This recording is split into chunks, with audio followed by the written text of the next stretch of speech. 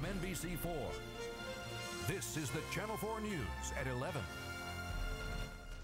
Tonight, fire engulfs a church near downtown LA, burning the bell tower, almost destroying a home nearby. Tonight, there are suspicions this fire was deliberately set. Suspicions it may be arson. Good evening, everybody. I'm Colleen Williams. And I'm Chuck Henry. Well, all that damage to the church has forced 3 different congregations now from their place of worship. More than 80 firefighters battled the flames for nearly an hour. And a big fear, as Colleen mentioned, was that the steeple might collapse. Robert Kovacic is on the scene right now with the very latest for us. Robert? Chuck, even as this fire continues to smolder, they are trying to figure out exactly what happened. You are watching members of the LA Fire Department still working behind me. They're not the only ones involved in this investigation. So are the FBI and the AFT, all joining together in what's known as the House of Worship Task Force to make sure this is not a hate crime. But at least one woman says she's certain it's arson. At times, a tearful pastor could only shut his eyes. Too hard to watch his church burning.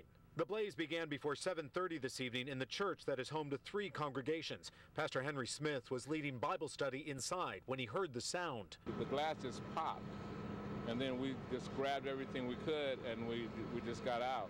So much to burn so fast in a 100-year-old house of worship. When the firefighters were arriving, the church steeple was well involved with fire, just literally reaching toward the heavens. Those firefighters, 80 in all, took less than 45 minutes to knock down the blaze, but not before it had spread to a house next door. How can someone do this to a church?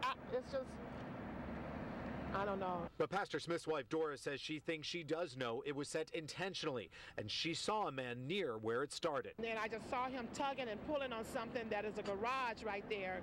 And then as I was going inside the sanctuary, he came around the other way and approached me and just shoved his shoulders like, what? And I just went on in the church and I just saw him run across the street. And you are looking at 100-year-old pews pulled from this blaze. Members of the congregation just minutes ago told me their prayers have been answered. While the roof is completely destroyed, the sanctuary's been saved. In downtown Los Angeles, I'm Robert Kovacic, Channel 4 News.